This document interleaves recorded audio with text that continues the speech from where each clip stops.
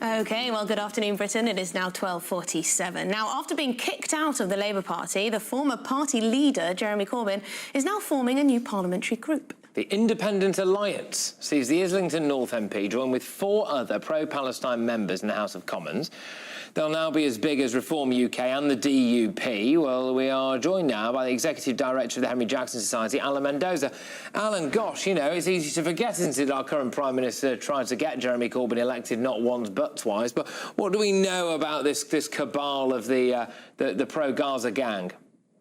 Well, it's sort of no surprise they've come together because essentially they all do share very extreme views on the Gaza conflict, and it sort of makes sense for them to be working together on that and a whole raft of issues where it seems they also have found common cause. And I guess it's the old Corbynite agenda resurrected, which is why he makes the perfect leader for this party. It'll be interesting to see who else they attract, though. I know he's been trying to reach out to former Labour colleagues, some of the suspended ones, for example, to see if they'll join. And then there's a question of what they will be doing nationally, locally going forwards as well. So it's an interesting, addition to the UK political scene, although not a particularly welcome one. How noisy do you think they will be? Oh, they'll be very noisy. But then Jeremy Corbyn's been noisy throughout his political career, sometimes to strong effect, sometimes not. I think, of course, the difference here to previous times is that the other four, I suppose Corbyn to an extent as well, demonstrated that they were able to overturn significant Labour majorities in order to be elected. And that noise, therefore, may well have some impact on the Labour Party's thinking on certain issues as well, because it may be concerned that other seats may also be flippable by, sort of fellow travellers for this new party.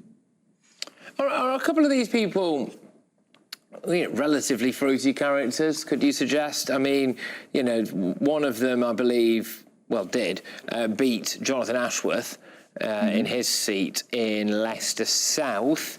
There were strong allegations of serious misinformation being put around about Jonathan Ashworth in the run-up to that campaign. And look, obviously the MP in question here would absolutely deny any kind of links. In fact, he does in very strong terms here deny any links. I want to make that very clear. But, there was an individual who was allegedly part of that campaign or in the orbit of that campaign who was, charged with terror offences. I mean, is this not a little bit odd, really, that you've got this cabal now? Well, it's concerning. It's completely concerning. And, obviously the MPs concerned themselves may well, as they say, have had no direct input. But we have to wonder what might have attracted people who have been put up on terror charges to support or be, sort of seem to be supporting the campaigns of some of these MPs.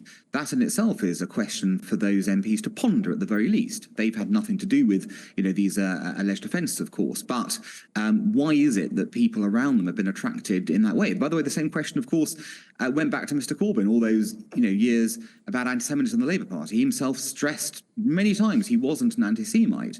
Yet, weirdly, on his watch, anti-Semitism in the Labour Party increased dramatically. So what was it that might have attracted such people to, his Labour Party? I think those are the questions that people want to know more about and to think about, and those MPs should probably be answering, how they conduct themselves and what, points they're doing to sort of think about what's kind of supporters. They've stated no linkage at all between them directly in this, but the people around them seem to be, unpleasant people. Yes, very interesting indeed. A first move today, second day back of term. The MPs have signed these 5 MPs signed this letter, essentially calling on David Lammy to go far further with this arms sales suspension with Israel. There's going to be a lot of these kind of press releases, statements put out, pushing the Labour Party to get tougher on Israel. How do you see that playing out? Well, look, politics is politics. They've got their views, and a democracy, they've got their right to express them. There's no situation about that. But I think the question is, how do people respond? That's going to be the big question. And I think we've already seen, haven't we, with this arms embargo decision, the government trying very hard to have its cake and eat it. On the one hand, it wants to signal, both through its own backbenchers, but also to this group, look, we're doing something. We're restricting arms to Israel just as you wanted. On the other hand, it's trying to tell Israel, no, but don't worry, we've only done a few, and they're not things you really particularly need. They're things you can replace with other sort of suppliers. So don't worry, we're still with you. But halfway houses never work. And the reality is the government has to decide whether it wishes to stand with its democratic ally Israel, facing unprecedented threats from all sorts of terrorist organizations in Iran, or whether it wishes to stand, frankly, on the side of the terrorists and support the people who want to bring Israel down. Hamas, Hezbollah, Iran, in that kind of context. These are very difficult things, and the government will have to take away, in my view, it has to stop listening to domestic political considerations and look internationally instead at Britain's foreign policy.